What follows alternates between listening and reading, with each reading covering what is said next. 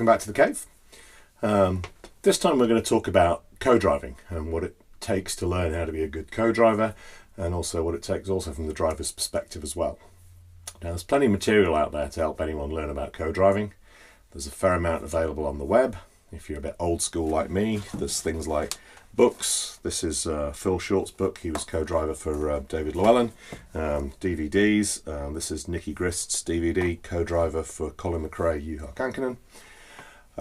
But wherever you get your information, the first place to start is really just read up around the subject. Use your fellow members at car clubs, etc. But I think it really boils down to three things. Firstly, there's planning. You have to be able to plan effectively, plan what needs to happen. I'm not just talking about during the event itself, but everything around that, particularly beforehand. You need to be calm and be able to manage everyone else when things go wrong, and trust me, they will. And then finally, you need to really get this right, because you need a co-driver, particularly if you're going with a friend or partner, as I am with my wife Veera, who doesn't get sick, doesn't get car sick when reading notes at high speed, rushing down a stage. I mean, it sounds obvious, but that's probably one of the more crucial things when it comes to a co-driver. So when it comes to the planning and therefore staying calm, which is vital in all rallying, this covers a number of key areas.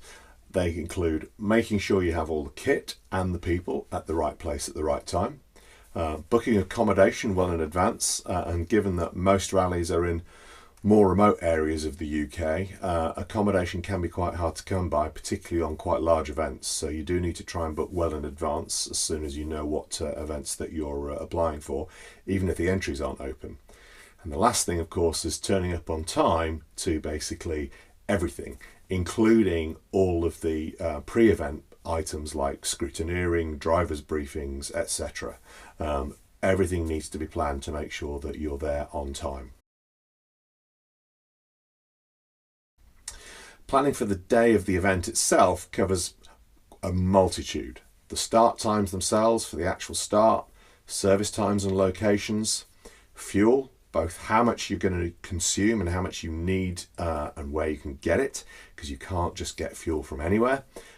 Tyres, how many you're going to need, where they need to be, and based on the weather conditions, what compounds you may need if you have a choice. And lastly is understanding the contingency that you have within the timings that you're provided to make sure that you are always able to deal with any issues like punctures or whatever, and make sure that you've got time available to be able to do the things that you need to do and actually not miss any time controls and not get any penalties. Now let's talk about what actually goes on during an event from a co-driver's perspective, and particularly the competitive day. When you're in the competitive section of the event itself, the key activities really revolve around telling the driver where to go and managing the timing.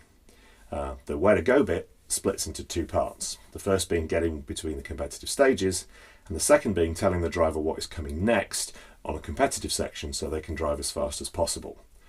All of this can be done from what is known as the roadbook and a map. But very often the in-stage directions are provided to the driver through what are known as pace notes, and more of that in a second. So the roadbook itself provides all the key details for the event.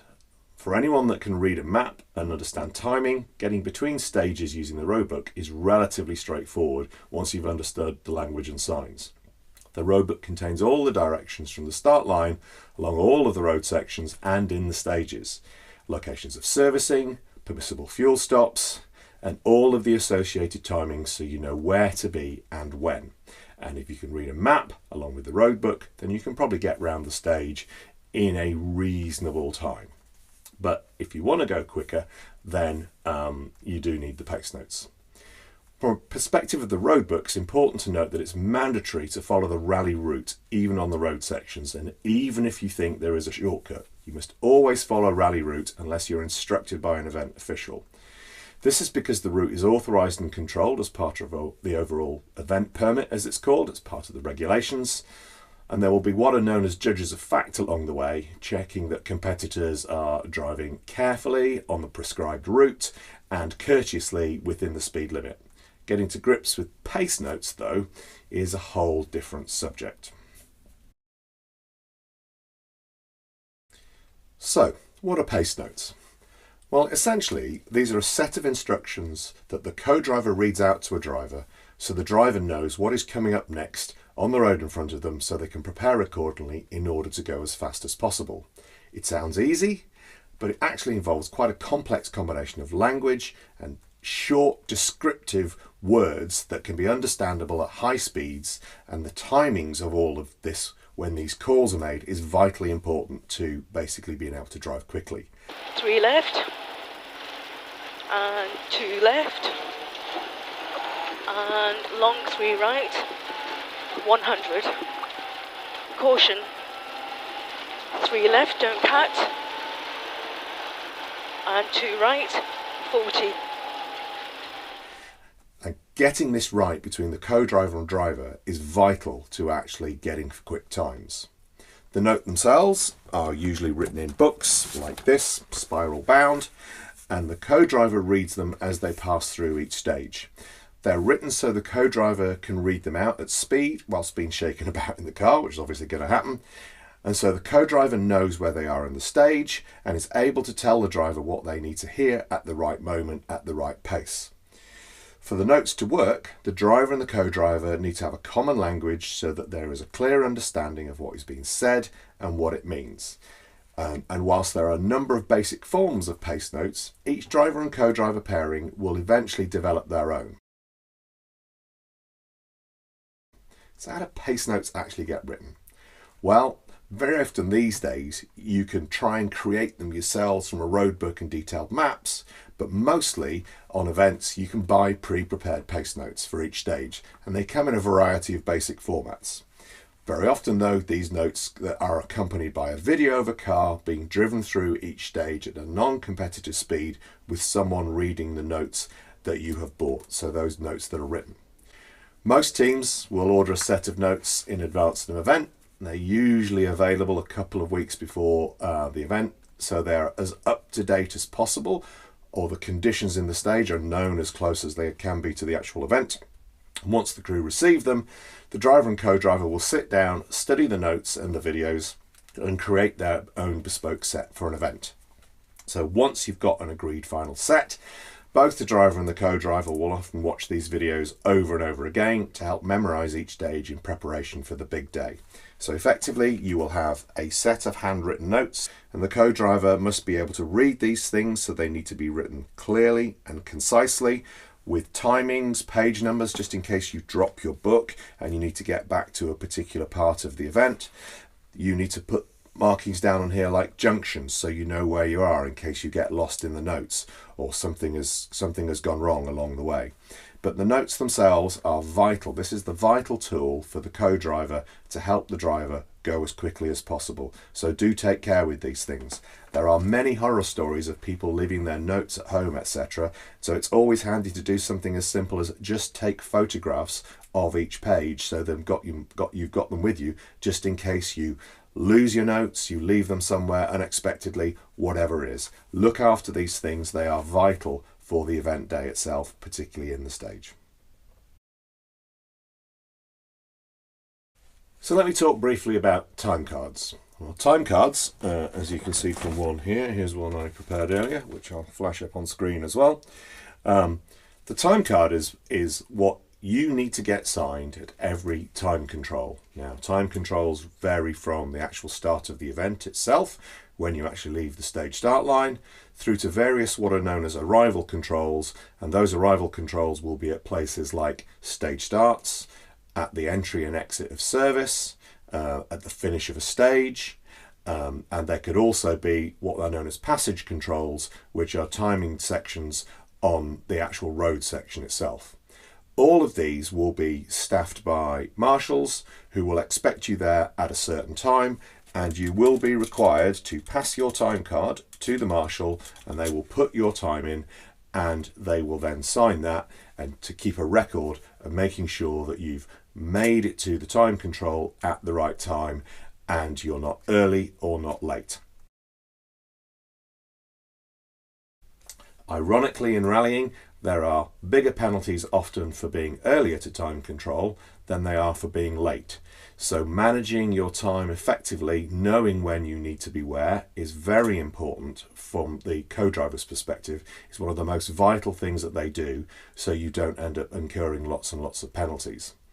Also within that comes the issue of managing what's known as lateness. So if you've had an issue on a stage and you had to change a tyre or something like that, that can make you late or later than what your prescribed time would have been to complete that stage.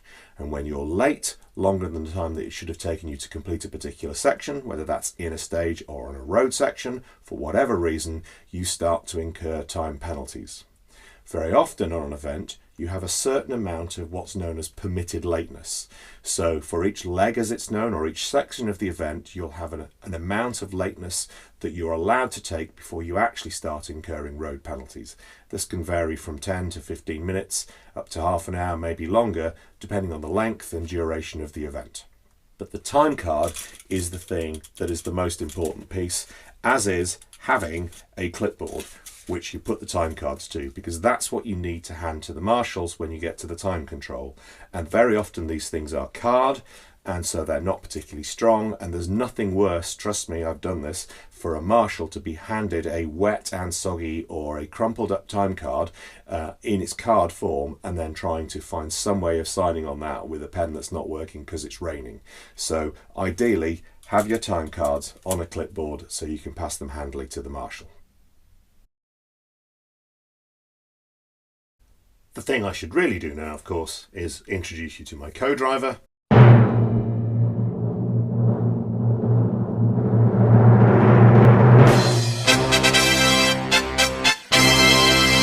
And as promised, I'm now going to introduce you to my wife and my co-driver, Veera. Hi everyone.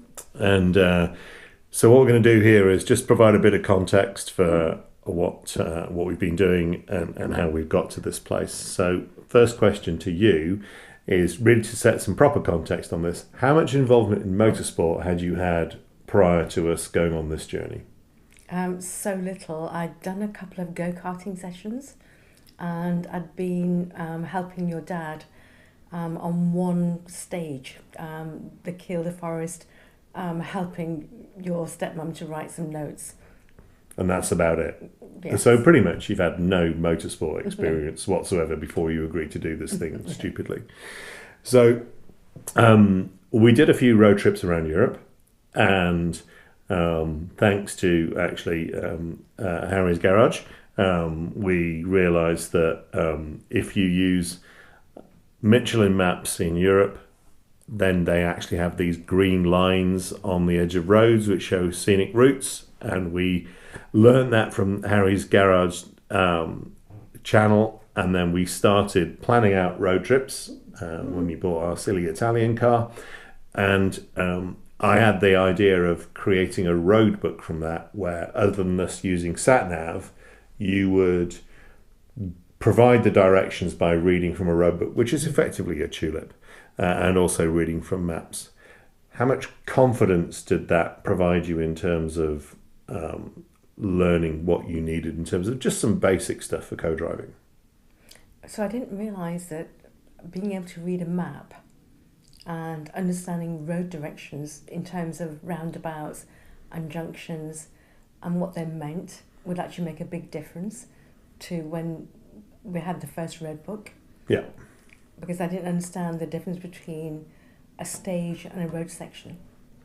Yeah, so the big difference in terms of how they're laid out, but fundamentally the road sections didn't hold too much challenge for you because you'd already sort of done that, which is different to base notes, which we'll come on to. We absolutely, and so that bit scared me less. And we had been told to involve people we knew from car clubs and those sorts of things. And so we were introduced to some friends of my father's, particularly Heidi, and Heidi Woodcock. Thank you, Heidi. How did her advice help you in terms of your sort of attempt at co-driving? Oh my gosh.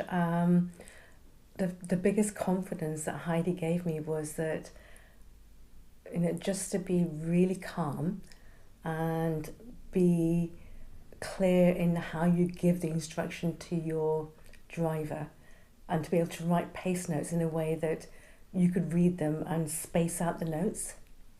So do you think that using somebody who's got experience in this, because Heidi's a very experienced co-driver, that really helped give you a bit of confidence that you knew what to do?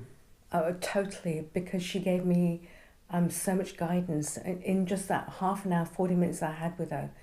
And she showed me the notes that she'd written, so I knew what to plan for. Yeah, absolutely. And then she surprised us by reading notes to me and then throwing you in the front seat and then telling you to read the notes to me, and actually you found you were pretty good at it. I was surprised. I enjoyed it. I didn't expect it. And I remember Heidi calling out a couple of things that I didn't understand her shorthand for. And then she taught me that I'd have my own shorthand for certain turns. So I think it's safe to say that a combination of a bit of practice beforehand and actually finding somebody who's experienced in this, who could help you get over that initial hurdle has really helped. Massively.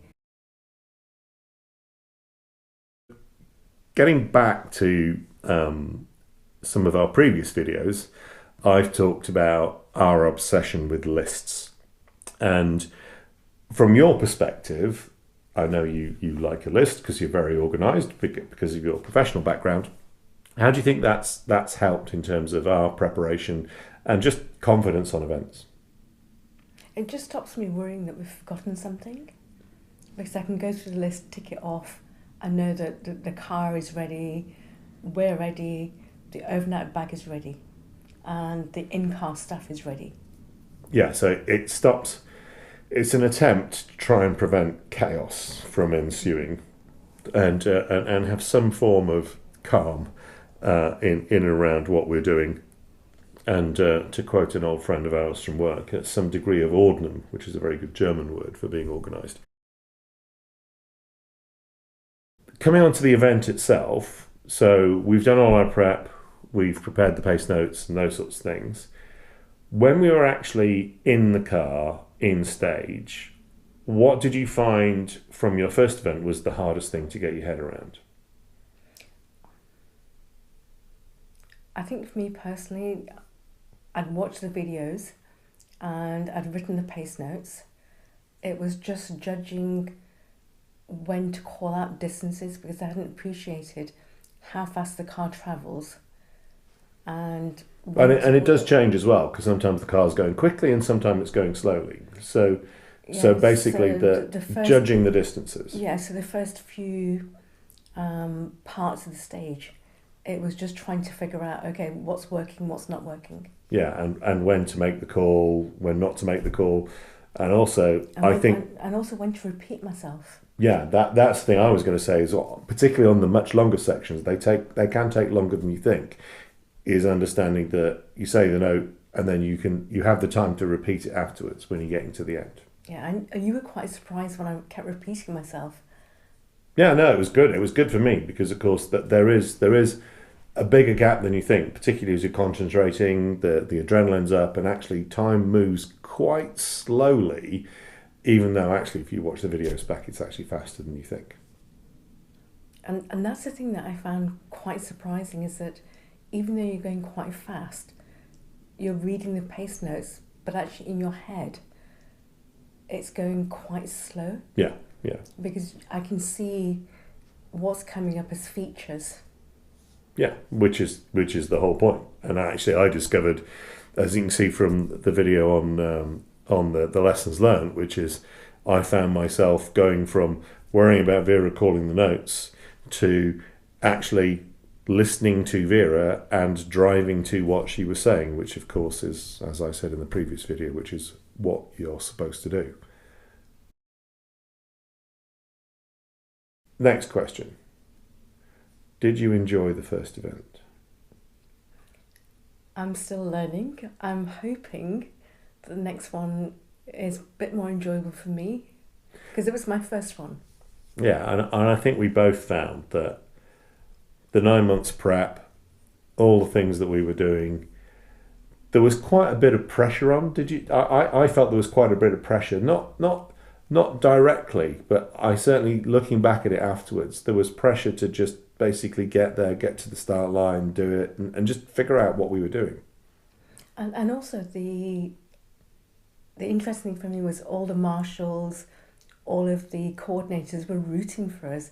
So it kind of put pressure on just to finish. Yeah, I mean, we had the great lady we met at Scrutineering. My gosh. Thank you very much for your help and that sort of stuff, because it really, really helped with Veera. But yeah, it was great that we got so much support from other competitors, team managers, whoever it was. No matter who we talked to, everybody was always willing to help. I mean, from that point of view, it was really great. Next question. Okay. So we're now just under 3 weeks away. What are you dreading about the next event? Oh gosh, great question. I'm not scared about writing pace notes anymore, but I am worried about starting first again because it's a different We were race. first on the road for the Raponian, and we may well be first on the road this time again. I don't know. It depends on the seeding. Hopefully it's drier, so it has less of an impact. But I think we both found that quite intimidating on our first time out, where we're literally first on the road at 8 a.m. in the morning, and then everybody is behind us, and we haven't got a clue what we're doing. And what was nice was the other rally drivers coming up to me and just wishing us good luck and just being so supportive. Yeah, I think that's a big thing around this, and probably in all forms of motorsport, particularly rallying, because it is a mad thing to do. Everybody's actually really supportive, organisers, other competitors, and those sorts of things. So, 12th of April, Carlisle Kielder stages. We'll be there again with Eric. Do you think Eric will behave himself this time? I don't expect him to. No, neither do I. Anyway, and on that bombshell, again, we will hopefully see some of you, spectators, etc., on the event. Otherwise, stay tuned for the next video.